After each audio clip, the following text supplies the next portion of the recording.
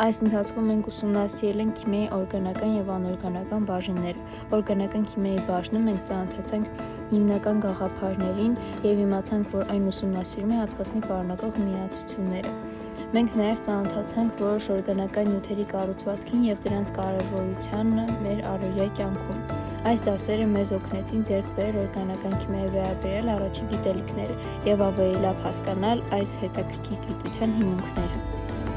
Իսկ անօրգանական քիմիայի բաժնում ավելի խորն ենք ուսումնասիրել հիմքերը, աղերը, թթուները և դրանց հատկությունները,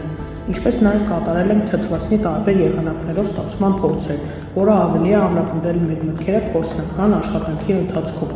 Կատարվեց տիտրում, լուծույթի կոնցենտրացիան որոշելու նպատակով, օգտագործելով բնական ինդիկատոր։ Ուսումնասիրվեց նաև գլիցերինի որակական ռեակցիա, որի արդյունքում ստացված բնորոշ կապույտ միավորը։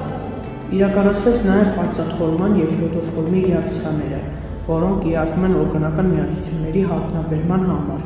Փորձերի արդյունքները ցույց տվեցին, որ որակական ռեակցիաները կարևոր դեր ունեն օրգանական նյութերի ճանաչման և ուսումնասիրության մեջ։ Մենք ֆիզիկայի դասերին ուսումնասիրեցինք լույսը, գույները և օպտիկան։ Մենք սովորեցինք, թե ինչպես է լույսը տարածվում, ինչպես է այն անդրադառնում և բեկվում, ինչպես նաև ինչպես են առաջանում տարբեր գույները։ Մենք նաև ծանոթացանք օպտիկական երևույթներին և հասկացանք, թե ինչպես են դրանք դրսևորվում մեր առօրյա կյանքում։ Դասերի ընթացքում կատարեցինք հետաքրքիր փորձեր, որոնց շնորհիվ ավելի լավ պատկերացրինք լույսի հատկությունները և տեսանք, թե ինչպես են ֆիզիկայի օրենքները գործում իրական կյանքում։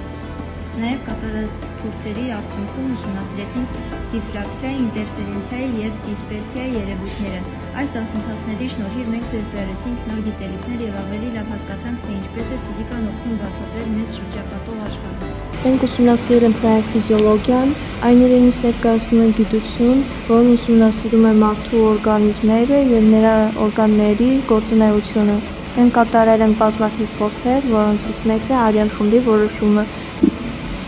Մենք նաև ուսումնասիրել ենք արդեն պատրաստի նյութեր մանրադիտակներով։ Օրգանիզմի կառուցվածքը ձևավորվում է բջիջների աճի, բաժանման և տարբերակման գործունեության արդյունքում։ Մանրադիտակային ուսումնասիրությունները հնարավորություն են տալիս ուսումնասիրել բջիջների և հյուսվածքների կառուցվածքը, ինչը կարևոր նշանակություն ունի բժշկության և կենսաբանության մեջ։